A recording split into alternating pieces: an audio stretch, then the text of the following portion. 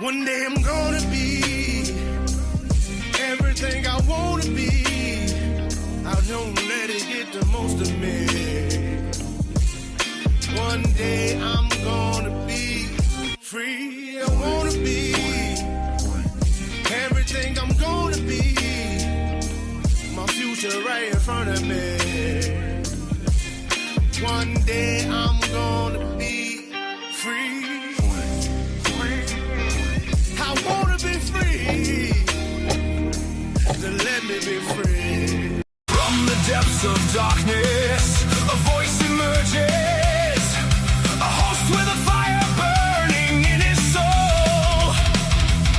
With a heart of steel and a spirit unbroken. He rides on two wheels ready to claim his throne.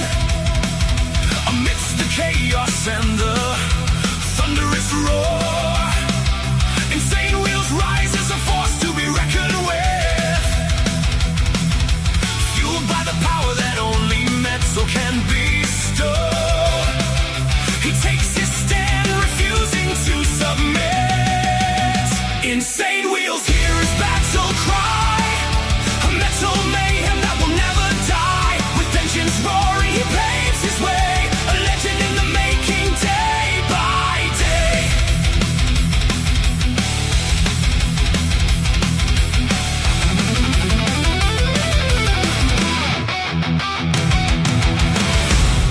Good morning, ladies and gentlemen, and happy Felony Friday to everybody. Let's get it this morning. Great to see everyone, man. We got a lot to discuss. As always, man, it seems like every day it's just, well, as you guys see, it's just chaos.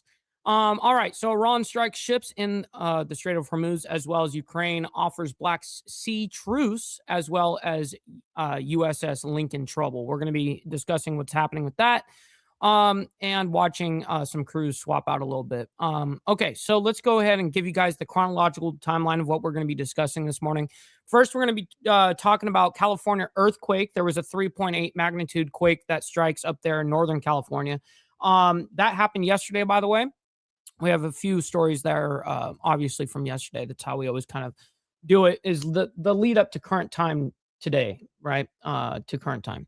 Then we have LAPD detective and convicted rapist accused of kidnapping. Well, that's not even surprising in the aspect of somebody that is willing to go to the aspect of raping somebody. Yeah, of course they're going to be willing to kidnap. But this is an LAPD detective, and he got convicted. Holy shit. We got RFK Jr. takes questions on Trump's policies. He did that yesterday, by the way. It looks like he takes questions from reporters on Thursday, which is obviously yesterday. RFK Jr. spoke about President Trump's big, beautiful bill, vaccines, and immigration. We do, and it's actually a very quick clip there. It's only 4 minutes long. So anyways, then we have an update on the Luigi Mangione situation. He will be reportedly plead guilty in New York federal case. It says here we are learning more as Luigi Mangione is expected to plead guilty in federal court in the case of the United Healthcare CEO Brian Thompson's killing. The new report came from the New York Times this week. The Times reported the news Thursday, a day before Mangione is scheduled to make an appearance in Manhattan federal court, which is today. Unfortunately, I think the appearance starts right as we're getting off the live stream. So it's not like we're going to be able to report that for you guys today. I warned you guys about that a couple of days ago, that we're going to most likely be discussing what happened there on Monday. It says the last minute hearing fueled speculation about a possible deal with federal prosecutors to avoid a trial, which was due to start in January, by the way. All right. And then we have USS Abraham Lincoln. Sailors reportedly jumped overboard amid poor conditions. Let's go and see what it says here. Riley Cedar is a reporter at Military Times, and he is joining in with the live now this evening as concerns continue to grow over crew conditions on the USS Abraham Lincoln. This comes as Defensive Secretary Pete Hegseth recently said that conditions aboard the USS Abraham Lincoln aircraft carrier has been completely misrepresented, which we know is going to be bullshit. After some reports indicated soldiers in distress. Now, yeah, here's the thing. You can only put these carriers to work for so long before shit starts breaking down, toilets start getting clogged up. I mean, we're just talking basic humanitarian things. I hope that they keep good rations of food on board. It's a big thing to keep up on for damn sure. Obviously, then we have the update on the 3.8 magnitude earthquake that shakes Northern California. And because, there was a couple updates on that. And then we have Tropical Storm Lala forms southeast of Hawaii. Oh, my God. Another fucking storm. Tropical Storm Lala has formed in the central Pacific and is moving towards the Hawaiian Islands, where heavy rain, strong winds, and dangerous surf are expected by late Friday. So that's obviously today. Then we have Ukraine reportedly offers Russia truce in Black Sea over food supply fears. Now, I'm not even going to read what the description is on that. I'm going to save that for us to learn completely about that because I don't know the intricacies of what's going on with that. We're going to find out together. Then we have Iran attacks UAE, United Arab Emirates, by the way, linked ships in the Strait of Hormuz. Now, this coming out, it's coming out only 2 hours ago, but it actually happened last night. Some of these attacks. And we actually have the latest reports that the mainstream media is not really covering, how we always go into the exact numbers of things and what's happening, timing, all of that. We have that for you guys. And then we have tracking Lala, hurricane warning issued for Hawaii. Hawaii is braced for a potential hurricane strike this weekend after Tropical Storm Lala shifted north, bringing the strengthened storm dangerously close to the Big Island. A hurricane warning is now in effect for Hawaii County, with hurricane conditions expected somewhere on the Big Island. Lala could bring heavy rain, damaging winds, and dangerous surf. Okay, so we know that aspect. All right, so quickly before we get into the craziness this morning, let's do our call to actions and we'll get right into it. Make sure you guys hit that like button, double tap that screen. If you guys are on the vertical side, I very much appreciate it. And it's free to do so. You know what else is free? Is hitting that subscribe button. This is what we do Monday through Friday. And then, of course, we have members only on Saturday morning, man. Speaking of members, please consider becoming a member starting only at $4.99 a month. Making sure we're not breaking the bank out there with anybody, but check it out. This is what allows us to be on these airwaves as well as have these lights on. So thank you guys for becoming members and staying members. And then, of course, a little side note here, follow my Instagram at BallValveTV, where I post everything behind the scenes of not only my life, but as well as the show, Millennial Food Time, breaking news, as well as politics, all that great shit. It's a great way to get a hold of me one-on-one. And then, of course, we have a Discord server for all of you legends. Make sure you guys go in the video description down below. That's where you're going to find the invite link for the Discord. And last but not least, all super chats, super stickers, gifted memberships, and membership signups are, of course, all going to be presented live and shouted out onto the show. But if you guys like to skip that YouTube 30% brutal cut that they take from your hard-earned cash, Denied. Well, then, of course, we have these platforms that are scrolling around at any time. You can donate to those where I get 100% of the proceeds. And, of course, we'll read out loud anything that comes our way, just like a normal super chat. All right. Good morning to everybody, man. Good morning. I've got my email up. We're good. We're good to go. All right. Very first coming in was Critters. Good morning to you, as well as Easy Frank. Appreciate you guys for hanging out and joining with us. We got Virginia Chaos, my man, as well as Carrie from Rob's Neighbor. Good morning. We got Gary as well as Rabbit of Chaos. Good morning to you guys. We got Richard Smith as well. Why is my, there we go. It's lagging a little bit, but that's, I don't know. It just is what it is. We got OG Steve Easy in the chat, as well as Steve Posey. Yes, sir. Good morning. We got Chasing Ghost as well. Good to see you. Let's see. Where's Naomi? Well, unfortunately, she had a little bit of a horse accident. Now she's okay, but a couple days ago, unfortunately, she took a spill on her horse, and so she's recovering right now. To full transparency, and she told me that I could tell you guys. Actually, she told me, could you please tell them for me? Let's see. We got Sterling Wheel as well. Good morning to you. Appreciate you as always. All right. Let's go ahead and pretty much get into the madness. We got a lot to discuss this morning and a lot to get through.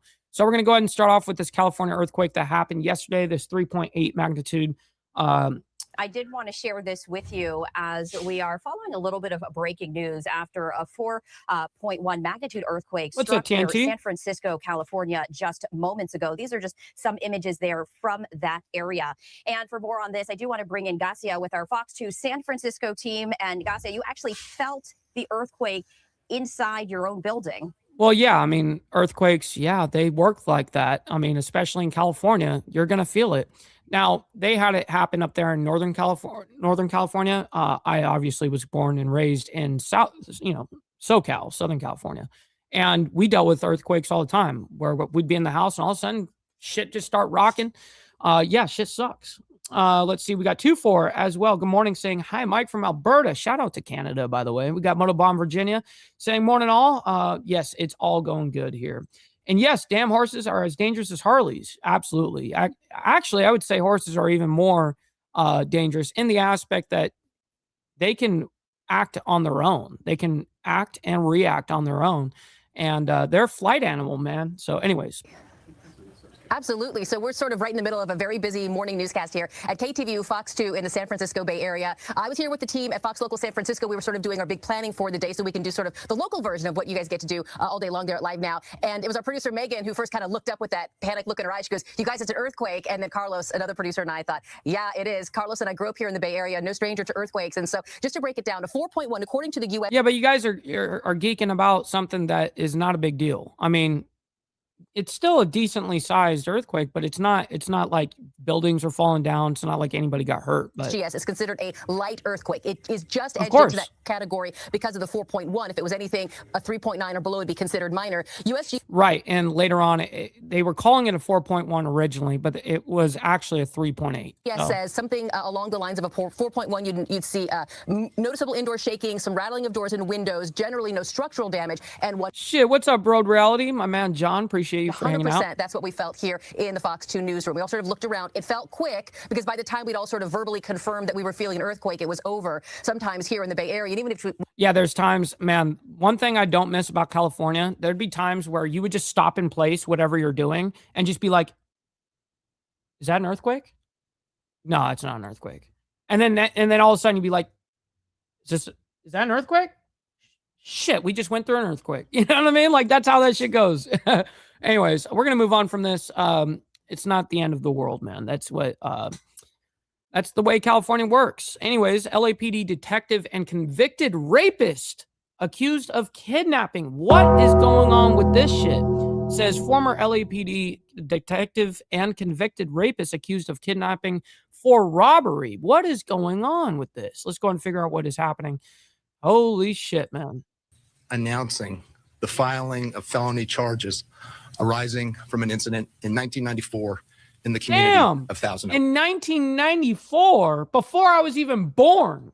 I was born in 95. You guys are now figuring it out? Damn. Before Sheriff Freihoff and I go into the details of that alleged offense, I want to take an opportunity to introduce all of you to SW. She will be going by her initials only. She will courageously provide a statement to all of us. Thereafter, she will leave the press conference and not take any questions. We respectfully ask. That's not surprising. Victims usually aren't, usually not allowed to ask major questions like that. And it's pretty rare for someone to come in and actually be a victim speak out on the main stage like this at a press conference. That you abide by her request for privacy. Yeah, Earlier TNT, this summer, no doubt. DA investigators visited SW, and they informed her about a dark chapter of her past, a traumatic one that by the news itself had been ripped open. Undeterred, SW told DA investigators that she wanted to go forward and make sure that her alleged attacker was held accountable in Ventura County. And what's up, No Grow? So I guess this happened in Ventura County. That justice would ultimately be pursued. It is in 1994, by the way. My honor to introduce you to SW. SW is the victim, I'm assuming? Yes. Good morning. In 1994, I was brutally victimized by a man I didn't know in Thousand Oaks. Turns out I was not his only victim. When he was sentenced in Los Angeles County to 102 years in prison for his attacks on other victims, I believe that he would serve the rest of his life in prison. Oh shit! I'm guessing he got out. For that reason, What's up, Charlie Rose? Good morning. be dismissed because I believe justice had been served. A few months ago, when investigators from the Ventura County District Attorney's Office contacted Oh, so California letting out cops and rapists, convicted felons. That's unheard of. me, I was shocked to hear not only that this man was walking free, but he'd been out of prison for 6 years. Damn. The justice that I and his other He'd even been out for the last 6 years. Holy shit. I bet you her heart just totally sank to her stomach victims when she found that deserved out. was denied when he was only required to serve a fraction of the sentence he earned. I am thankful to have this opportunity to now seek justice for myself and for his other victims. I am here on behalf of other victims of sexual assault to let them know that they are not alone and that they matter. I want to thank the District Attorney's Office and the Sheriff's Crime Lab for the work on my case and so many others. And this case shows the value in making sure that every victim's sexual assault kit is tested and that offenders What's up, Shadow? Good morning to you, by the way. And Virginia Chaos, I got you. Shit. are held accountable. That's hilarious. No bro. matter how much time has passed. Thank you. Yeah, I would feel terrible. I mean, I do feel terrible for her and her position, but I'm thinking about if I were her, you know, the guy gets caught doing other acts to other women or other victims, ends up going to prison and was sentenced to 102 years. So, of course, now she's thinking, well, justice actually was served, even though it wasn't on my case and my assault, what happened here, because it sounded like it went cold for her. And so then she just kind of well, as soon as 102 years or, you know, she hears that sentence, she's not going to continue pushing. That was her point, is like, hey, we're going to drop that because now justice have been served. And then you find out recently that he's been out for the last 6 years. Yeah, California letting out fucking rapists and kidnappers and convicted of robbery. Former LAPD detective. This is not surprising, okay? Oh, shit! This is exactly what liberal policies do, and they allow and cater to these fucking idiots. Anyways, listen, man, it's just a sad reality. We're going to go ahead and get into RFK Jr. now, takes questions on Trump's policies. Let's go ahead and bring this up and figure out what is being discussed from RFK. I guess he talks about immigration a little bit. He talks about the big, beautiful bill, which was one of the worst bills that has ever passed through Congress. Then we have vaccines. So, I mean, listen, it's not even like the bill itself, what it stood for, the big, beautiful bill, originally what it stood for, like just what it actually was great. But then just like anything in Congress, you got to pork fill the shit out of it and make it to where now it went from a really, really good bill to now one of the worst in history because of the amount of, I mean, it's a funding bill. Against the concerns that federally qualified health centers expressed after the passage of the One Big Beautiful Bill and its effect on their potential to provide services. What's up, Mr. Jack Talcott? Good morning to you, as well as Mr. Steiny. Always appreciate you guys. Blessings to everyone hanging out with us. And let's get the likes up, everybody. We appreciate the likes. Double tap the screen if you're on the vertical side. Given the cuts that were included in One Big Beautiful Bill. Well, I'm not sure what changes you made in the One Big Beautiful Bill.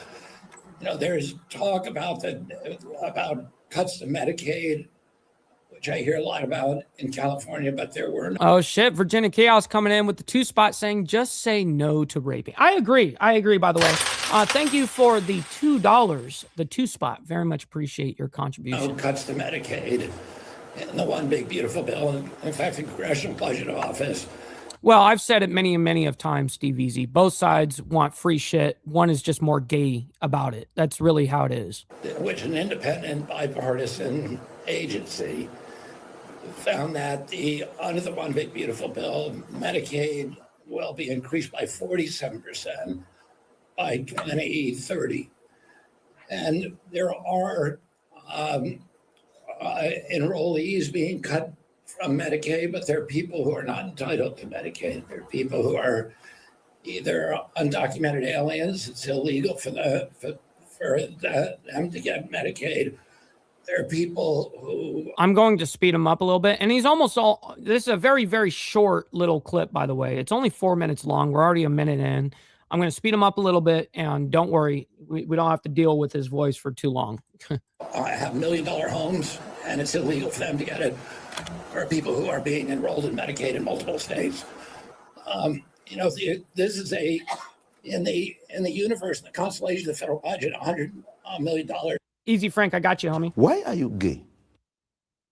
You are gay. Shit. This is not a lot of money. It is a lot of money for the federally qualified healthcare centers. Why? Because they have been operating on shoestrings. And they figured out they have cracked the code on how to treat Americans, how to do primary care, how to do prevention on very little money. And, I would love to be pouring money into these systems. This is the one piece of this entire puzzle that actually works. But this money is going to mean a lot to them. As I said, the biggest investment in previous times was $20 million. We're giving more than 5 times that. So $100 million, over $100 million. What the fuck? Who's she? What the fuck? He just walked away and just stepped aside like... I hear you. Can you speak up? Of course. Secretary, just taking notes today about your announcement and the things you spoke about. You didn't mention anything about vaccines. I know you made a big announcement with President Trump on Monday. Are you expecting any pushback when it comes to that? And, these centers do a lot when it comes to getting people vaccinated as well. Would you like to speak on the topic of vaccines today? The president's executive order should not change the way that children are vaccinated. And, in California, the state decides what the vaccination schedule is. What we did is made a recommendation to the states. Right. That's exactly what a lot of things have been, such as the Schedule 3 on originally when they were talking about and they passed all this different stuff about bringing marijuana to Schedule 3 instead of Schedule 1. That's merely a suggestion, actually. It was up to, I don't know if it's the whatever people that I think it's the states, essentially. It's a suggestion that it should be brought down, not, hey, it was brought down immediately. It wasn't. And so it sounds kind of similar in the aspect of that. Not a vaccination schedule. That is science. So they're just recommending that it should be less than what it is now, 72 compared to the European standard of 11. Right? And that we believe is going to be more effective. That is going to inspire public trust more than I had 3 vaccines when I was a kid and I was fully compliant. My children got 94 doses of 17 vaccines. And wow. We get more now in this country than anybody in the world. Yes, we do. That objectively, that is correct. Our current mandate is 72. And the rest of the European standard, like I said, is 11. So that tells you the difference that, it's a money-making machine. And if you can make it a mandated thing, that's a humongous moneymaker for those companies that make those vaccines and shit like that. And they are not safety tested prior to approval. And that's something that we are now correcting. What we did is look at the European schedules and what other nations are doing and taking the best model and making a recommendation. But it's ultimately up to the state to adopt it. Correct. Yep. Again, it's not like it's changing overnight, like, oh, this is what it is now. Again, it's just a suggestion to the states. Okay, so we've got an update. Luigi Maggioni will reportedly plead guilty in New York federal case. Now, obviously, his trial is set for today. It's going to be happening about an hour after we get off the live stream. Actually, I think it's right when we get off the live stream is when his whole trial or whatever is supposed to start. But nonetheless, let me go ahead and it's his how do you plea? You know what I mean? And it sounds like he is going to say that he was guilty and plead guilty. So we'll see what Welcome happens. back into Live Now from Fox. Oops. I'm Andy Mack, turning our attention to New York City, and we could get a guilty plea as early as tomorrow in the accused CEO killer Luigi. Hey, you ain't gotta lie, Steve Easy. I know it was. I mean, it's got to be 195,000 doses or something like that, or maybe 19,500. There's no way it was only 195, homie. Mangione case, as that's the belief of attorneys, as they called a last-minute meeting ahead of the scheduled trial for next year, and also the state case set to begin in a matter of days. For more on this, let's go on to Fox News national correspondent Brian Yennis with the latest. A new twist in the federal trial of Luigi Mangione. Both Mangione's lawyers and prosecutors asking the judge for If I had to guess, I think that he would end up probably going on the Italian side. If I had to totally guess, because it's New York, that's what I would assume. Last-minute conference Friday morning with the New York Times reporting he will take a federal plea deal. That could throw a wrench in his state murder trial because of double jeopardy laws that bar the state from prosecuting someone already convicted of federal crimes for the same conduct. If it happens, we're going to have a lot of legal discussion about whether or not the state can move forward. Mangione is facing 2 federal interstate stalking charges resulting in Brian Thompson's death. In January, the judge dismissed federal murder and weapons charges, which took the death penalty off the table. Do you remember that this motherfucker jams up on him too, and he had to sit there and try to clear out the round after, like, I can't remember if he got the original one off, and then the second one went to go or something like that, and it jammed up, and he's sitting there messing with it because it's like a cheapy 3D printed gun or some shit. He still faces a maximum of life in prison. State prosecutors have said, we want the federal judge to realize that what they're about to do may extinguish our case. So that sentence may be the only sentence, and we want it to be a long one. The state is charging. What's up, brother GEG? Good morning. Mangione with murder, which could get him 25 years to life. That trial's set to begin next month, while the federal trial won't start until January. What is in it for the feds? Why would they cut this deal when all they have to do is sit back, let the state case play out? They'll learn everything they can about how he's going to use his defense. If Mangione does plead guilty, a legal fight will... Yeah, no kidding. He had to wait until the guy was walking away from him completely, where he didn't even know that he was about to die. You know, it would have been one thing, especially because of what his whole reasoning behind it would be. I would think that, yeah, if you want to do it, you're going to look me dead in the eyes, and you're going to know exactly who did this to you, kind of thing. And unfortunately, you're right about that. It was a very, very big pussy move. Likely play out over whether New York's case can move forward. In New York, Brian Yennis, Fox News. All right, thank you so much. That's a big development out of New York in terms of this case. And as we're talking about yesterday, what this would mean for the state case and also the federal case in what's going on with Luigi Mangione. So this meeting was scheduled for Friday. Some reports yesterday speculating about a potential plea deal. Today, some more information, some new, more credible reporting on exactly what we could see tomorrow. And the accused United Healthcare CEO assassin Luigi Mangione. Well, the more that he's on the media, the more we're catering to what he wants. To be honest, I mean, all these guys, they want to be recognized for what they did, and they want to feel, vindicated for doing what they're doing. Like, oh, it's paying off, kind of thing.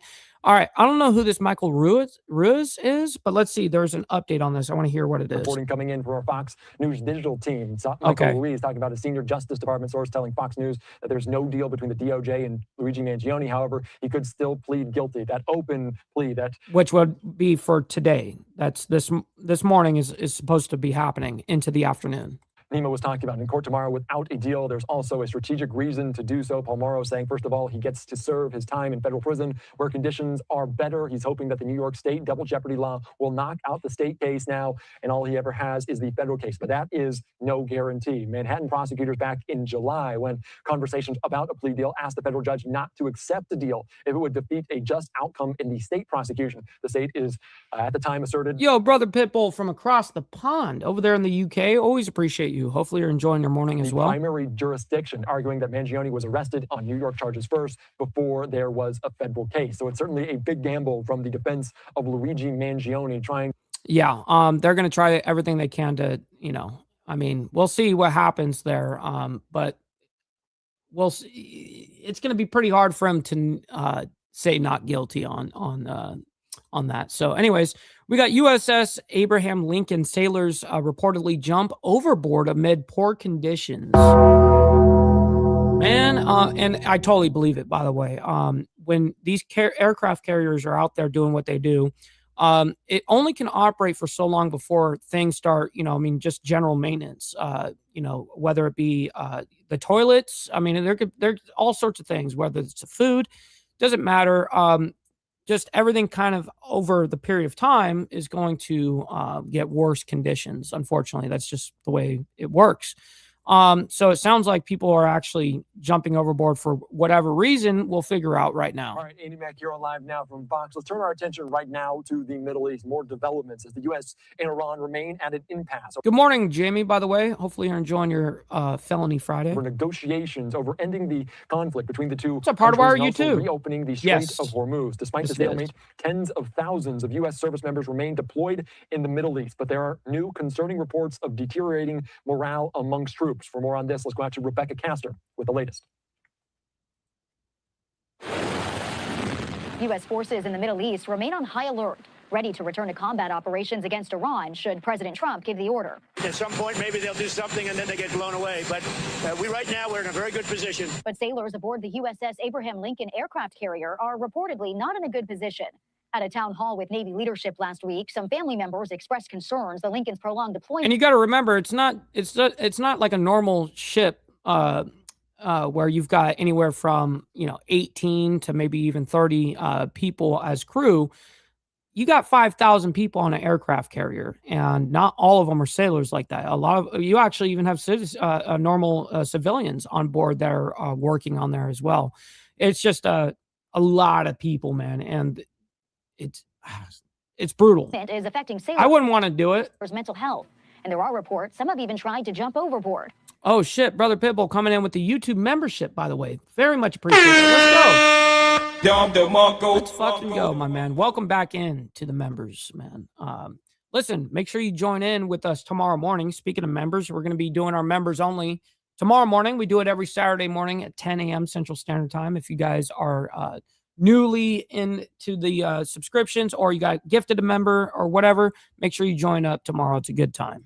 Democratic Senator Richard Blumenthal sent a letter to Pentagon leaders Wednesday highlighting the deteriorating mental health conditions, along with reports of supply shortages, water contamination, plumbing issues, and safety concerns. This war is so reckless and so costly without clear aims or ends. With negotiations between the U.S. and Iran seemingly at a standstill, it's unlikely. Oh, shit. That is a major W. We got Virginia Chaos dropping it like it's absolutely hot.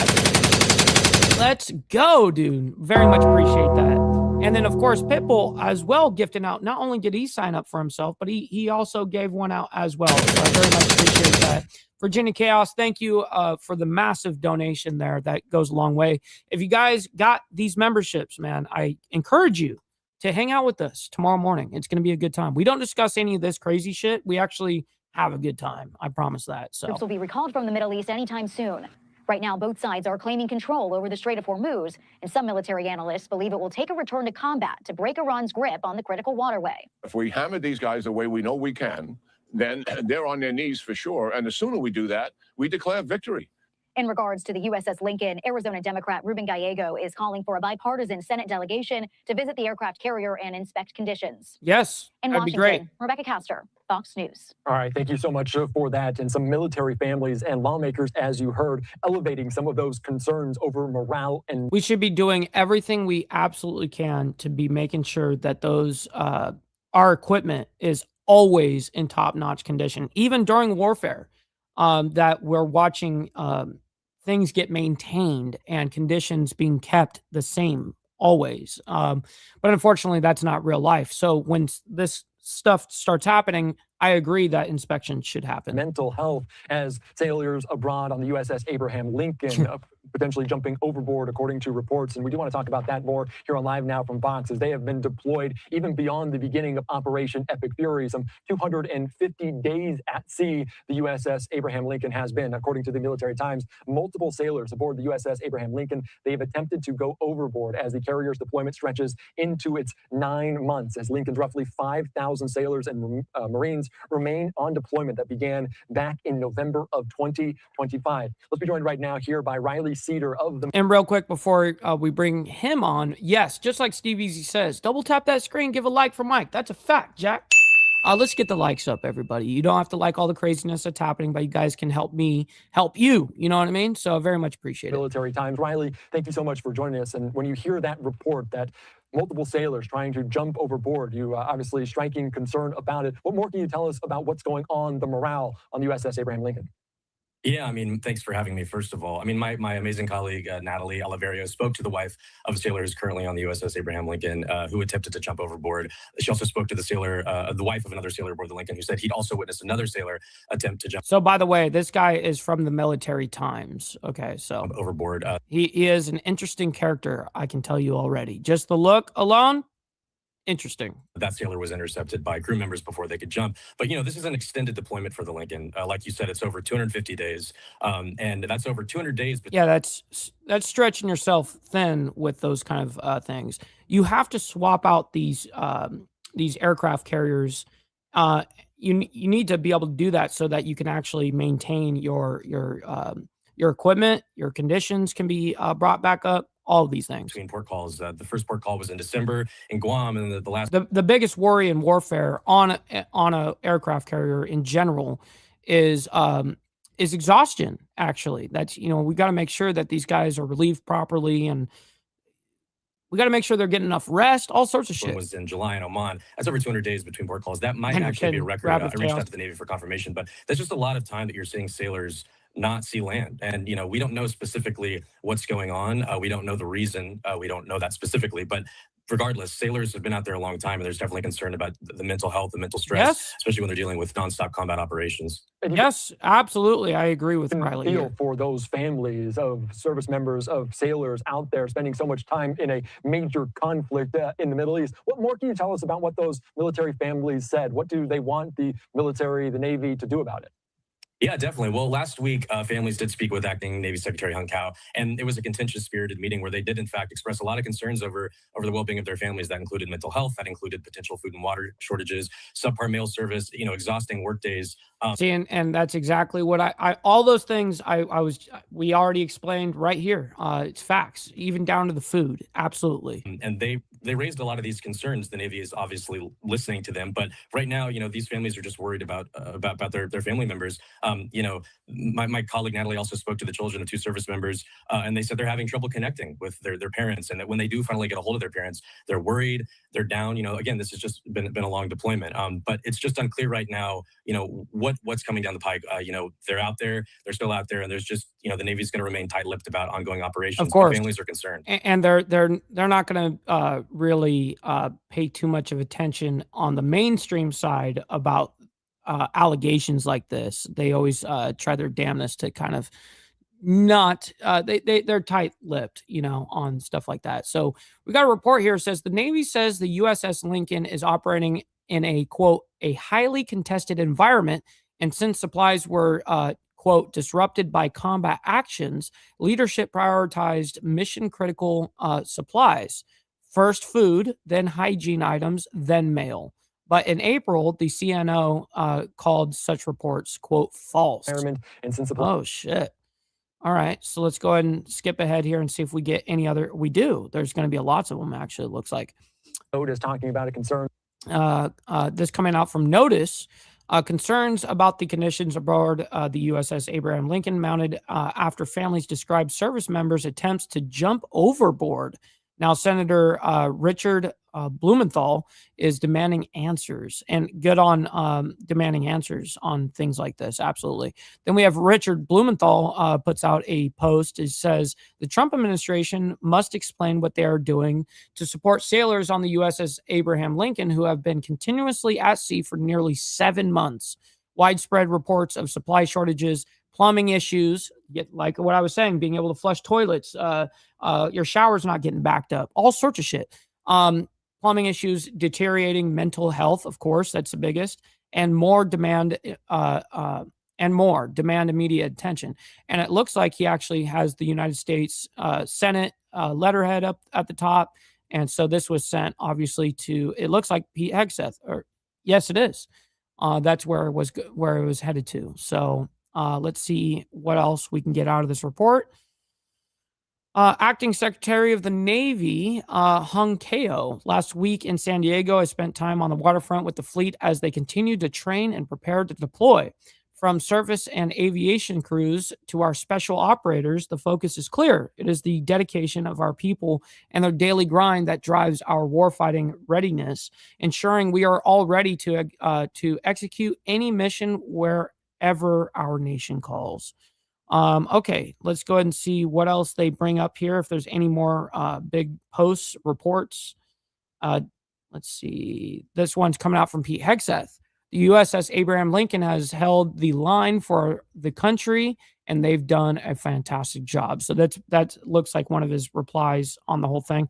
And there's a video actually that follows this. Let's see what happens. Over mental health and poor deteriorating surprise is being misrepresented. Let's take you out to this quote, this bite from just a little bit ago. Completely misrepresented.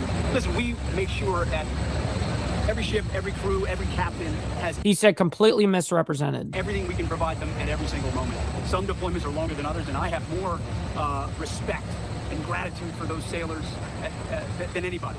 What they do in those high seas and those austere conditions with less port calls, it's incredible. Americans don't understand what it's like to do that. So, well, I can also agree that most people cannot even fathom what this is like. Not been on a ship like including that. me, by the way. I feel it. I want them home as soon as everybody else too. I want folks rotated as quickly as possible. I just happen to have a little bit more of an idea because of the aspect of me, you know, prior to me losing my leg, my whole career was on the waterfront. I want the best for them. My commanders know that. Our service secretaries know that. The president expects that. And so to that crew and to all those crews, we're going to do everything we can for you. And we're so grateful for their dedication of that crew and others. They've held the line for the country, and they've done a fantastic job. All right, dedicated is definitely. Yeah. Anyways, so he says completely misrepresented. All right. But I definitely know that these conditions do go down. Again, I know that he's going to try his best to cover his own situation up. But the truth is yes, I mean, very basic things, hair getting clogged up in the drains and you know, when you're showering, like all these things, it all matters. And it takes maintenance, man. And it takes time to do that. And you need to be off of wartime to be able to really focus on that. We got Brother So Loud in the chat, by the way, showing love from the boondocks of North Carolina. Always appreciate that. All right, so let's go ahead and get into now our next story here. We're actually going to skip this. We got Tropical Storm Lala forms southeast of Hawaii. We actually have two updates on this. One from late last night, it looks like, and then one from this morning. So just about an hour ago. So we have the updates, but nonetheless, let's go and figure out what's happening with this. On this Thursday, we are tracking some severe weather in multiple parts of the United States, but I want to bring our focus to the area near Hawaii as this post coming from Fox Weather's hurricane headquarters. Totally, the National Steve. Hurricane Center declared Tropical Storm Lala this morning in the Central Pacific with Hawaii in the bullseye for impacts. The big island. And by the way, Virginia Chaos, he says shit looks like looks inside a prison. Yeah, well, it looks and feels exactly what you're talking about. Absolutely. I've had many of friends that have been on those aircraft carriers, and it's brutal when they're deployed and shit. Bracing for what could become significant hazards this weekend as Tropical Storm Lala has formed southeast of Hawaii today. Forecasters are warning that this could strengthen into a hurricane. So I want to bring into the conversation right now Fox Weather's Brian Norcross. Brian, thanks so much for joining us here on Live Now from Fox. Oh, it's good to be here with you. And yeah, this is a very serious situation for Hawaii. It's a very unusual storm to have a significant storm, likely a hurricane, coming at them from this angle. It's going to affect every Hawaiian island, but yeah, I guess it's going to go right through them. Especially the big island of. It changed course, I guess, in the last 24 hours. It totally changed course. And so now it's Hawaii's in jeopardy. Hawaii. I can show you this to you here where we stand right now. 45-mile-an-hour winds. The 5 o'clock Eastern time advisory. That's. Oh yeah, that shit was headed straight to them. That was the first time me seeing the radar of it. We got Dragon Classy, by the way. Good morning to you. Great to see you in the chat. Hopefully you're enjoying your Felony Friday. A.m. in Hawaii time. Here, let me go back to that. And now watch as we look close up here. You can see what's happening with the storm right now. It's wrapping up, and it's getting more of a uniform shape. It's been very disorganized, but that's a sign it's intensifying, and it's a sign it's going to continue in the Hurricane Center. And the tracking of the storm was going straight to fucking Hawaii. I know that they're going to bring it back up here in a minute, but I do want to hear what he's got to say. the track right up to the big island there. And here you can see the intensification, 60 miles an hour later tonight, and ends up at hurricane force, 75 miles per hour. That would be hurricane force, moving by somewhere near the southern tip of the big island on Saturday. The thing is that the circulation around it is like this. And it's going to actually start affecting tonight in Hawaii. That's why we're covering it right now. If we have anybody that's listening from Hawaii, obviously you probably are well aware of all of this already, but I think that it's good that we caught it beforehand. And so it's going to be happening. Get prepared for shit happening late tonight, going into tomorrow. So the worst of the hurricane is to the right side of the track, which is the north side of the track, which is right against the big island. So big concerns here for Saturday, and then spreading up the island chain. We're very confident about this because look at the models. They go right in that direction, and they have reliably done that here the last few days. It's been amazing to see them be so reliable. It's over warm water. That gives it the energy. And in fact, the water is unusually warm. Yeah, and that actually fuels the storm. Okay, so let's go ahead and see if we get any other like radar images. It looks like we get a little bit of something here. It looks like he's drawing or something. Let's go ahead and hear what he's got to say about while looking at the map. So you see it. I'm sorry about that. If it came in there like that, then what would happen is the center would get disrupted here and probably reform somewhere, maybe here, and it gets very unpredictable. But the thing is, if the center comes south of the island, as is predicted like this, that puts the worst of it into the islands like that. So a track just to the south. You're actually better off for the eye to go through you than you are to be on the outskirts of it, of course. Is actually worse for the islands than if it goes right over those mountains and gets disrupted, right over the big mountains on the island of Hawaii Island. So that's what we're, I don't know. We're not hoping any of this is going to happen, but it looks like the odds favor it coming very close to the southern tip of Hawaii Island in terms of the center, with the worst of it in a corridor up here, something like this. Damn. All right. Let's get into this next story, though. Ukraine reportedly offers Russia truce in Black Sea over food supply fears. All right. Let's go ahead and figure out what is going on with this together here. But quickly, I think everybody needs to embrace their fuck-ups. Don't beat yourself up over past mistakes.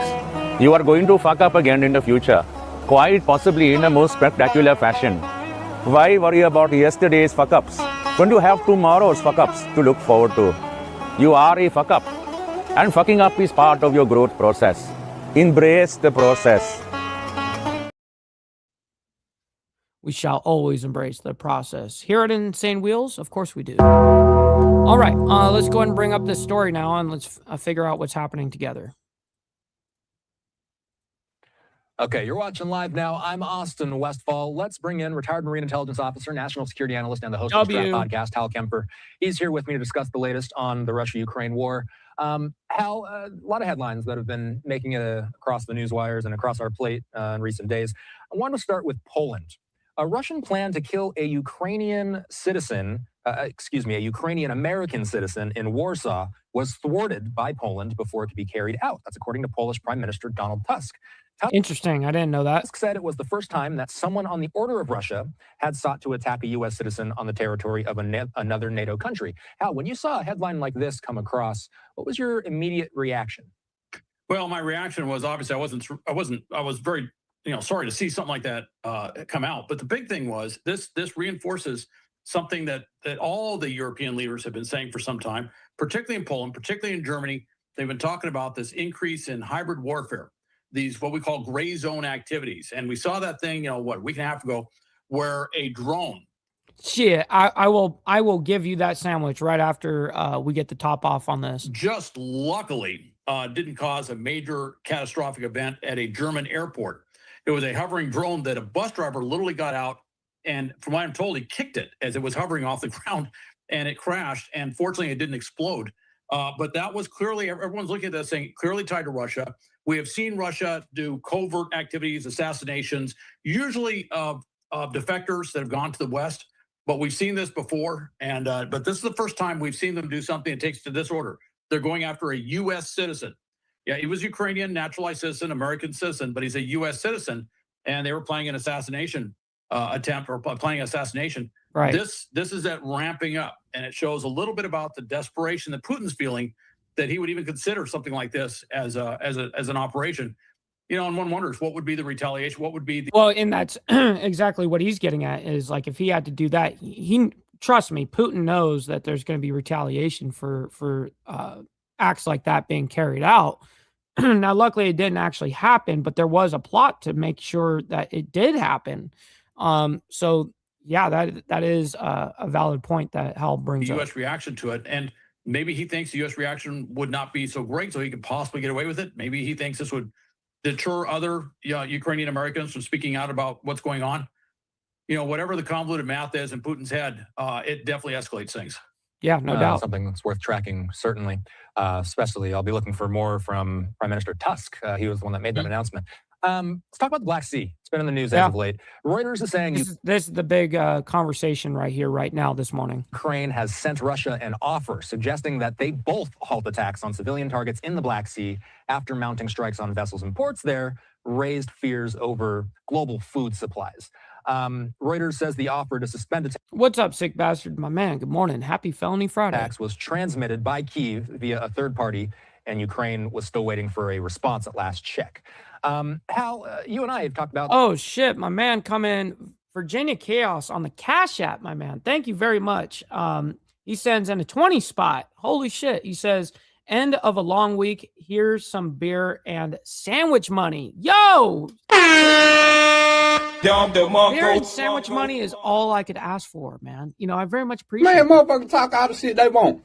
But you see me, I'm sitting up here snacking on this big ass sandwich, not getting a fuck. Kiss my dick, motherfucker. W sandwich and beers, by the way. So, absolutely. You know that your man is going to get down with some drinks tonight. You know what I mean? The Black Sea quite a bit over the years. Tell us about the food angle to this, though. What exactly is this report getting at? Well, what it's getting at is they need to ship all that grain out of Ukraine, and it's a tremendous amount of grain. There's other things that other foodstuffs they ship out of there, but primarily they go through the Black Sea. And what's happened is Russia's been doing all these strikes, particularly against the port of Odessa. Keep in mind, despite Ukrainian gains on the battlefield, they still don't have a whole lot of seaport area. No, I'm not a very good sandwich maker, homie. Now I've got to admit, you saw the sandwich that I made, 4 days ago or whatever, that bacon, turkey, and cheddar, man, I get down a little bit. I mean, I don't put like condiments on my sandwiches though. I'm a staunch advocate against mayo at all costs. So it's very confined. It's all, it's all to the other side of Crimea, basically pushing over to Moldova, and they have Odessa, and it's been getting hammered over and over again by Russia with drones and missiles. And there's been a number of ships that have been hit, so they can't get the grain out. Now, they've tried other ways. They're trying to ship it out by rail, but there's only limited rail capability. There was a thing they were taking the ships, and they were going down and hitting the river system, going into Romania and taking it up the Danube and across the river system. But now they've run into another problem. Yeah, that's right, Road Reality. Disavow, just dislike the video, unsubscribe.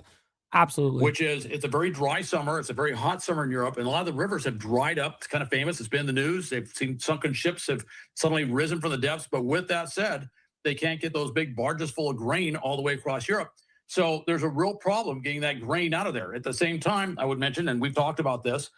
Now, what he's getting at is the Black Sea is on a global aspect, especially the region, but in a global aspect, they do supply a lot of, food throughout the world through there, but especially the region.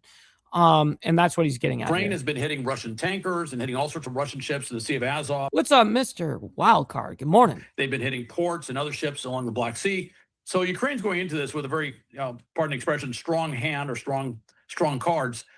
So they can make a legitimate offer. And this would be something that would provide relief to Russia, but it would also provide tremendous relief to those Ukrainian farmers and to those around the world that buy Ukrainian grain. So you and I were talking offline before we got on the broadcast here. Russia's defense ministry, I'm going to read this, said on Wednesday that it had intercepted and destroyed 502 Ukrainian drones over various regions overnight and had hit a fuel depot in the port of Odessa, which you were alluding to. The Russians saying that they had intercepted and destroyed 500 Ukrainian drones. Hal, what are you taking away from that? First off, it's a huge amount. One night. That's what really jumped. Yeah, that's what's crazy. In a single night, not in like the aspect of a month or something like that. In a single night, was able to take down that many drones. Ukrainian drones. Hal, what are you taking away from that?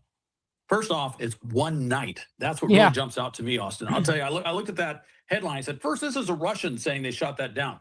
The Russians wouldn't say 500 unless, of course, it was a heck of a lot more, and they were trying to downplay the number of drones. Second off, these are all, a lot of these are long-range drones. At the very least, are intermediate-range drones, but these are drones that go for a very long ways. We just saw them hit a refinery 800 miles from the Ukrainian border. That is not the longest thing. They've hit it close to 1,300 miles from the Ukrainian border, actually longer. They've hit all the way up north, all the way on the other side of the Urals. They've hit in Siberia.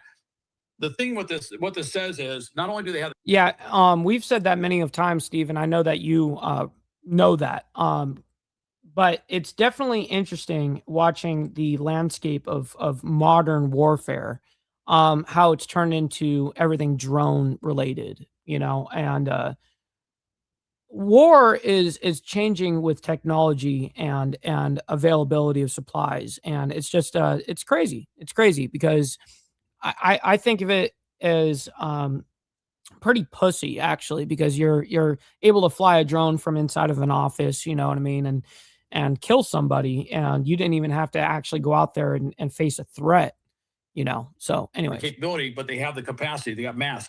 500 drones. That's the type of numbers that we used to see Russia would launch in one night into Ukraine. We're not seeing Russia launch drone waves that big anymore. But now we're seeing. Well, exactly what Hal just said right there, Gary. Not seeing too many big waves of these drones going out like that humongously on the Russia side. There is, of course, it does happen where these big drone, what would you call them? A swarm of drones. It does happen. But this particular instance was a big Ukrainian drone strike. And I don't know how many was used. If they shot down over 500, they probably, I would assume, maybe even used like 700, 800 of them. Into Ukraine. We're not seeing Russia launch drone waves that big anymore, but now we're seeing the Ukrainians doing it, and they're doing it all over Russia. The Ukrainians are doing it hard. Massive air defense problem. What Ukraine has done very smartly is they hit places where the Russians don't. What's up, Fidel? Good to see you, by the way, my man. Happy Felony Friday. Don't have their air defenses. Their air defenses are not ubiquitous. You can only put them in certain places. And so what they've done is they take those weaknesses, those gaps in the Russian air defense lines, and they hit them. And that's why you're seeing all sorts of places. I mean, who puts an S-400 battery to protect a Wildberries distribution facility, which is their version of Amazon?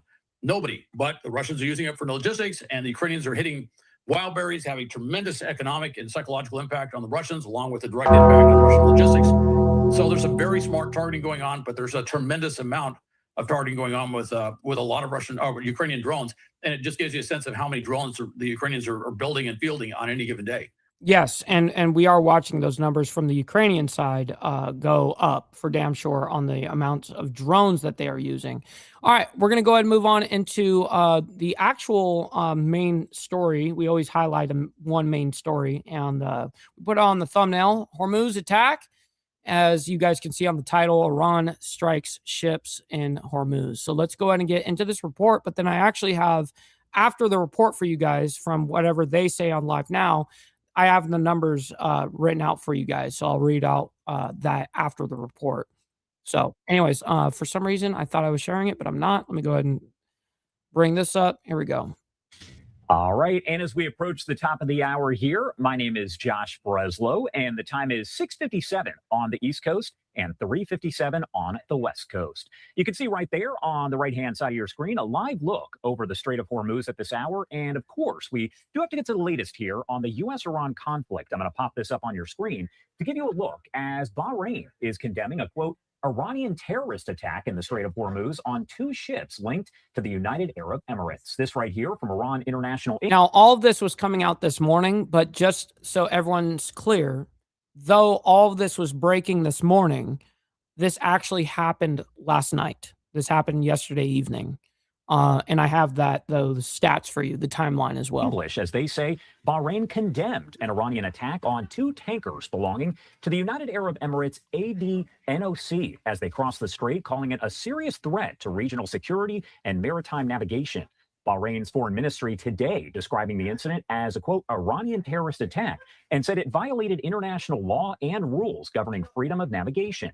The ministry expressed full solidarity with the UAE and said it It supported measures taken by Abu Dhabi to protect its security and its vital interests. And again, as we take a live look over the Strait of Hormuz coming in from marine traffic here, the U.S. says it could maintain a naval blockade of Iran indefinitely and would ratchet up economic pressure on Iran as ceasefire talks have seemingly started. And I really hope that it's not indefinitely. You know what I mean? But that's the threat, though. We're willing to stay here forever if it takes that. And it's like, man. Overall. U.S. Treasury Secretary Scott Bessent now saying the U.S. is preparing to impose measures on Iran that are, quote, unprecedented in the history of a country's economic isolation. So, again, so much to discuss here. So I do want to bring in Don Brown, former Pentagon official, Navy JAG officer, and U.S. federal prosecutor. Thank you so much for taking the time to be here with us today. Josh, thank you for having me. So I really don't care right now. If this was an official Pentagon official right now, but this is a former Pentagon official. So I mean, I do respect his position and his knowledge and all that stuff. But truly, I want to get into the numbers and stuff quickly before we do any of that, because he's going to go on for I'm sure a minute, and what I have to present is better, I think. Anyways, okay. So this morning, the report obviously is real. But there's an important timing distinction that needs to be made. The attack occurred Thursday evening in the Strait of Hormuz, while UKMTO and major outlets published expanding the reporting of it this morning, Friday, August 14th. Now, what happened? The United Kingdom Maritime Trade Operations, UKMTO, says military authorities reported that a tanker was struck by an unmanned aerial vehicle, which is a drone, while making an outbound transit through the Strait of Hormuz. The incident occurred at approximately 15:52, which is 3:52 p.m. GMT Thursday, which would be about 10:52 a.m. Central Standard Time. The good news is that this is not a catastrophic hit, UKMTO says. The tanker suffered minor damage. All crew members are safe and accounted for. No environmental damage has been reported. UKMTO has not publicly identified the tanker in its warning, and UKMTO itself did not attribute responsibility for the attack. But there's a bigger story. 2 ADNOC vessels were also attacked. The Abu Dhabi National Oil Company says 2 of its vessels were attacked Thursday evening while transiting the Strait of Hormuz. The Associated Press reports that UKMTO received reports of 2 vessels suffering minor damage from drone attacks, apparently corresponding to the 2 ADNOC vessels. Excuse me. Now, that came out from the Associated Press. Now, the United Arab Emirates is directly blaming Iran for this. The UAE Foreign Ministry accused Iran of carrying out a, quote, hostile Iranian attack, and especially accused Iran's Revolutionary Guards, the IRGC, of targeting commercial shipping. Iran has not responded to the accusations in the latest Reuters reports. And this coming out right before we started the show, by the way. I did all this research on it. That distinction matters right there. UKMTO confirms drone attacks on vessels. ADNOC confirms 2 of its vessels were attacked, and the UAE attributes those attacks to Iran. But Iranian responsibility has not been independently established by UKMTO. Hormuz traffic is now approaching a standstill.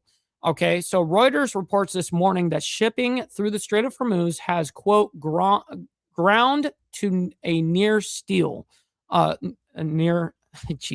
standstill. So it says Kepler tracking showed only 2 vessels had actually completed transits Friday at the time of Reuters reports, with another LPG tanker entering the Gulf. Critically, Reuters says no crude oil shipments were visible through the Hormuz Friday at that point. So for perspective, before the war started, the normal average was, anywhere from 100, there's different reports, but anywhere from 130 to 250. Now they're saying more than 130 ships per day. Now, what was yesterday's movement?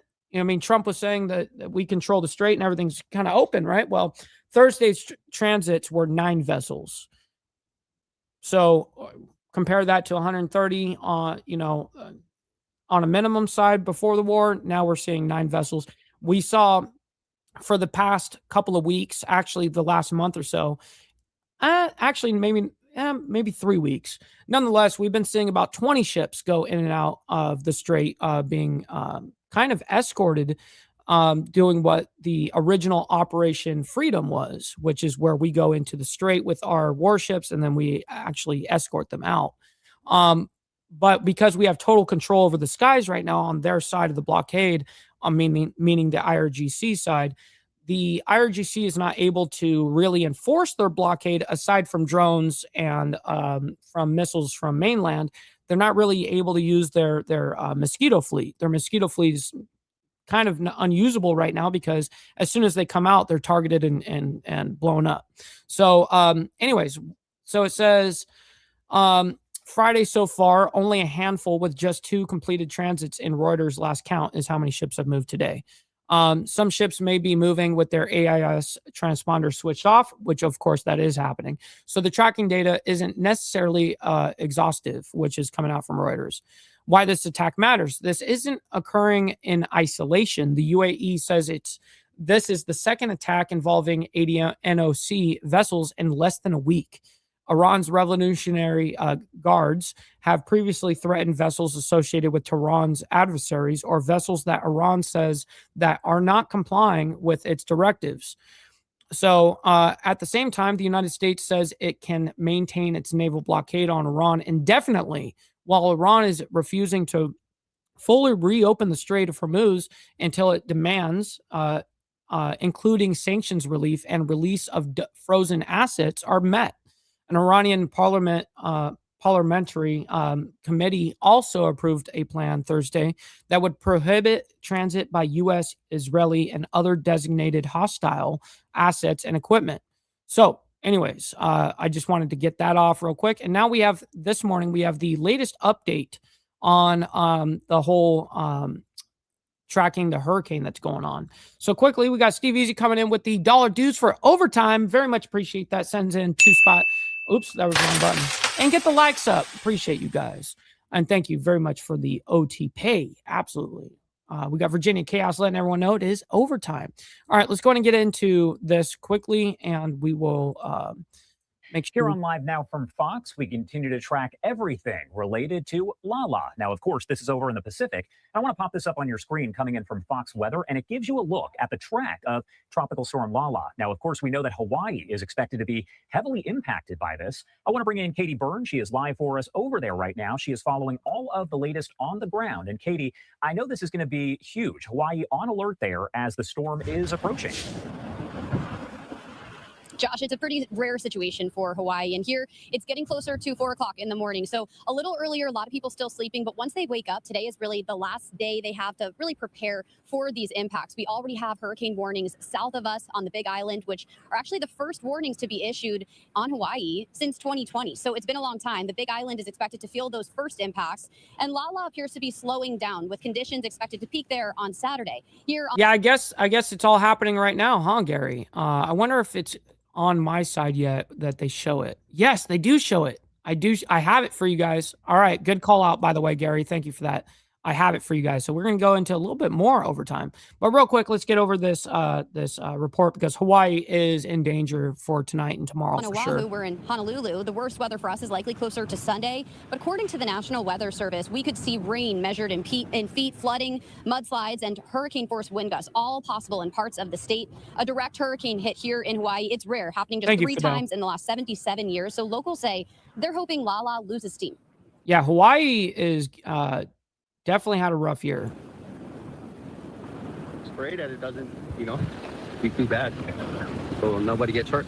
But it's bringing us waves, so that's a good thing. Yeah. Listen, Hawaiians, they care about the waves, man. On the Big Island this morning, the mayor there says long lines have already formed at stores and gas stations as people prepare for possible outages. And he says evacuations are a part of the conversation right now. We're ready to mobilize evacuations, right? So tomorrow, Saturday, we're going to close down our beaches. And we're telling folks, it depends where you live on the island. If you live close to the shoreline, then it's high surf you got to be aware of. And if you live a little bit more mountainside, then it could be flooding. Yeah, some important notes that he makes about the topography here and how people who live in different parts of the islands could feel different impacts. He also pointed out some logistical challenges in terms of responding to the big island. There's no interstate Shit, what's up, Go Fast? It's been a minute. Great to see you in the chat, man. Happy Felony Friday. there, so any supplies that they could possibly need would need to come by air or sea, either from other islands or the mainland. Josh. And Katie, I wanted to ask, because it is only 4 o'clock in the morning there, still very, very early, but are you seeing anyone out there at the beach? Are people evacuating overall? What are you seeing there behind you? Again, I know it's 4 o'clock in the morning. Where is there to evacuate? You're on a fucking island. You don't really have a way to evacuate. I mean, you can just, maybe get off the beach's edge or something, but you don't really have places to run to. You know, surprisingly, there are a couple people out. I think some are just waiting on the sunrise. I'm sure it'll be absolutely beautiful. But we know in the early hours, we're likely to see those surfers come out too and take advantage of those big waves that the locals are pointing out and looking forward to, because they live for that out here. So I am expecting to see some activity as the sun comes up. But we've already seen a couple people here and there. Still no evacuations in place for us here. So we have not only locals to talk to, but a lot of tourists in town too. And a lot of them have told me if this storm means that they have to add a couple days to their vacation, they're okay with that. I can imagine as much, and it looks like you almost got hit by a wave there. Katie Byrne, thank you so much for taking the time to join us. Go Fast. No, I didn't see it. Didn't come through. I'm looking. Nope, it didn't. I just wanted to make sure. So yeah, I didn't see it. It didn't come through. But right on, my man. Awesome. All right, let's go ahead and get into this next story, though. This is all breaking right now. And appreciate you, of course, my man. Let me go ahead and bring up this. This is breaking this morning here. Luigi Mangione pleads guilty to Fed murder charges. Quote, I shot Brian Thompson. All right, let's go ahead and figure out what's happening here. You're watching live now from Fox as we're continuing to follow this breaking news as Luigi Mangione is prepared to plead guilty in this federal case. And we have rapid updates coming in here. I'm glancing over at my notes here. Fox News reporting all of this as they have a reporter inside the courtroom. Luigi Mangione is now being given the opportunity to speak. And this is currently being reported. Mangione is now speaking, and he admits he traveled to New York with the intent to shoot United Healthcare CEO Brian We all know that. Thompson. This is just coming out here as Mangione, once again, now having his turn to speak there in court. We also heard that the judge will not sentence Mangione today, but the judge may or may not impose different sentence than recommended in a government letter. The big news here, though, is that we are hearing from Mangione, as he just said there, he confessed his intent to shoot Brian Thompson, the United Healthcare CEO. Live looks coming in here outside of the courthouse. We're going to head back out to our Fox 5 New York team. They have been covering this extensively. Let's listen in. And then, as you were talking about earlier, he just went there and he waited until Brian Thompson, the CEO. So this is reporting from federal court in Manhattan. Quote, I shot Mr. Thompson in Manhattan. Mangione tells the judge, adding, quote, I understood that my actions would place him in fear or death or bodily injury. I knew what I was doing was illegal, end quote. And then a minute before that, he said he printed a gun with a 3D printer and affixated it with a silencer. Walked by, and there he was. He was covered pretty much from head to toe, Luigi Mangione. He had a mask on, pulls out a gun. It has a silencer on it and fires multiple shots into Brian Thompson's back. And here is the statement. Here are the words, quote, I shot Mr. Thompson in Manhattan, Mangione tells the judge, adding, I understand that my actions would place him in fear of death or bodily harm, bodily injury. I knew what I was doing was illegal. It seems to me, obviously, these are his words, right? But those are carefully calculated words that clearly he has gone over. Of course, I'm sure that his defense attorney has told him exactly what he needs to say. And they have figured out exactly what he wanted to say with his attorneys and his defense team before sitting here. I mean, those are the words. I shot Mr. Thompson in Manhattan. That's right. And this is something like you were saying right now. This is not a haphazard thing where he just decides, oh, I'm going to say this. Premeditated. No, they sit down, they go over the exact language, and then they go over that language again because his legal team, in doing so, is trying to do the best job as well for their client, who is now pleading guilty to murder. And in some sense. Right. And now the defense is just going to try to get him the less charge as possible. What he is saying there is that I had a problem with United Healthcare in particular. That's right. Because I had a medical issue. Because I had a medical issue. I was upset about the costs of this, and this is why I did it. But so much of his support, as you know, was from people who saw him as this vigilante of justice because of attention that he, in that manifesto, had allegedly said, which it looks like now we can sort of confirm it. Yep. And that he stood as this vigilante of justice who was going to carry this out. This is sort of narrowing that a little bit. So, Linda, we'll go to a quick break, and when we come back, it looks like we're getting very close to the end of this guilty plea from Luigi Mangione. The words that he said in court this morning: "I shot Mr. Thompson in Manhattan." We'll be right back. Okay, well, it's still going to go right back into live All right, now. our Fox 5 New York team going to break, but this just coming out here from Fox News, Mangione has officially pleaded guilty to federal charges. The judge has accepted that plea there in Lower Manhattan, and we have this live look coming in here. They've been showing this door quite a bit. I want to stay on this image. Not sure why. Maybe we're expecting someone to speak here shortly. But again, this just coming in here, Luigi Mangione officially pleading guilty to federal charges. The judge has accepted that plea. However, we also just learned that the judge will not be sentencing Mangione today, as U.S. Judge Margaret Garnett told Mangione that he could face a maximum sentence of life in federal prison if he changed his plea to guilty, but said she would not hand down that sentence today. There's no parole in the federal prison system, and the judge asked Mangione if he'd seen a letter from the government with a recommended sentencing range, and he confirmed that he has, but Garnett had also said she may impose a different sentence than what was recommended in that. Really? The judge actually is considering giving a different recommended, it's different than what the recommended charges would be. Or now we have this blog that I've been showing here. All right. Okay, this is also just coming in. Mangione sentencing set for December 18th, as we're just talking about how the judge. Okay, December 18th is when it's going to happen. Fuck, why is it always so long, man? They always got to drag these things out. Like, you can't do this shit tomorrow? Said she would not be sentencing him today. Now we are getting that date for December 18th. I want to pop up this next week? Live feed that we have coming in here. This is our Fox News feed that we've been sharing here with you. All these live updates that are coming in. Let's just recap. If you are just joining us for this breaking news, Luigi Mangione has officially pleaded guilty to federal charges. This is all in connection to the killing of United Healthcare CEO Brian Thompson. Fox News recapping all of this. As they say, the 28-year-old accused assassin Luigi Mangione pleaded guilty to federal stalking charges in a Manhattan courthouse this morning. So that's totally common in big situations like this. They go off the beaten path. Now what happens if they give like the guy like, yeah, we're recommended by the state and on the federal level to give you 35 years, but I'm going to only give you 3 years because I think what you did was okay. You know what I mean? Like, that's crazy. Really capping off this whirlwind week with uncertain consequences for his state level murder trial. It'll probably be more, but I'm just saying that there's a possibility that it could be less. Again, scheduled to begin on September 8th. So unclear really what that could mean for that. And we're going to see here if this attorney that is on Fox 5 New York is going to be able to speak specifically to that. Our Fox 5 team is back. However, we are just seeing a lot happening there outside of the courthouse. With this shot in particular, we're going to hang on this shot for just a moment here. I'm just monitoring all the live feeds that are just coming in here as we continue to read the latest. Yeah, there's a lot of shit going on with this whole thing. Let's see here. Who's coming out from here? That door. Someone's getting interviewed here. We head back to their live coverage. Yeah, I've been following those updates from inside the courtroom. Thought it was. It's a reporter. And as you mentioned, of course, most reporters are not even in the courtroom. A lot of them are outside, and the reporters inside, they don't have their cell phones. So we are getting information from the journalists inside, and then it's essentially being funneled outside. There is a long media row. I'm at the end of one of the media rows. Right over my shoulder here, another media row. All eyes on federal court in Manhattan today. It was 11 o'clock.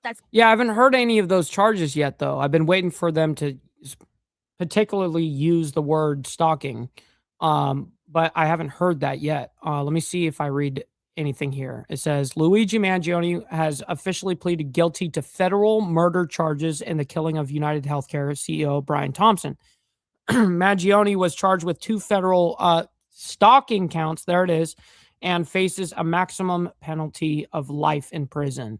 He is set to be sentenced on December 18th. There it is. So yeah, he does have 2 federal stalking counts on top of it. So scheduled hearing, and it was scheduled because we expected Mangione to change his plea to guilty. And now we've heard him say, yes, I killed Brian Thompson. Those updates were coming here to us as we've been getting that information. I've been getting it via my cell phone, Fox News giving us information, of course, our mothership. And also we're watching the reporting that's happening in real time, Dan. And so it is both an advantage and a challenge when we think about the technology we have to be able to report today outside the courtroom, because we can bring you that information almost in real time. And everything is so crucial and important, Dan, because you hit it exactly. There is so much public interest. We have a lot of onlookers here outside the courtroom, people with cell phones, taking photos, taking videos. They've come here to catch a glimpse, essentially, of anything. We did not see Mangione, as you could probably imagine, outside the perimeter here, but we know it was right after 11 that he appeared in court. We know that he then delivered a statement, and we know that before that, his lead attorney essentially did indicate to the court that he would be changing his plea. So the big situation now revolves around that state case. I have a legal expert just feet away from me because we're going to be bringing him in for the news broadcast, Dan, but I was debriefing with him, and what he's basically said is, because as we've been talking about, Dan, you've been talking about it with Linda there in the newsroom, this is a big deal for that state case because now he has said, look, I'm guilty, I did this. So essentially it could mean under double jeopardy here in New York that state case becomes no more. He was actually scheduled to start the state trial in September. I thought it was like January or something. The federal trial was scheduled for January. So now right. a lot of questions about what happens next. This is a huge turn in a major case, a story that has really taken not only local, national, but also international interest. So many people have been weighing in on Mangione, his possible motives online. And so we can imagine now that we're going to see that current electrify because, again, there is so much public interest in this, Dan. Yeah, that's from crazy. Antifa showing up to Sturgis. I don't know why that fucking automatically played like that. Anyways, listen, I can't thank each and every single one of you guys enough for allowing me to do this Monday through Friday. And of course, members only on Saturday morning. If you guys got gifted a membership or you guys signed up to be a member yourself, make sure you tune into those memberships, those members only live streams. They're a great time. We actually have a good time. We're not discussing all the craziness. We discuss different types of fucking crazy, I guess. So listen, much love, honor, respect to everybody. We all appreciate, I appreciate all of you guys. What kind of 3D printer was used? Unfortunately, it didn't say that, but he did admit that he made it himself and 3D printed it. So anyways, we'll see you guys tomorrow morning for the members only. And of course, for more of the World's Madness, we'll continue on Monday morning. We have our one day off on Sunday. So anyways, much love, honor, respect. God bless everyone. We'll see you guys very soon and be safe out there. From the depths of darkness, a voice emerges.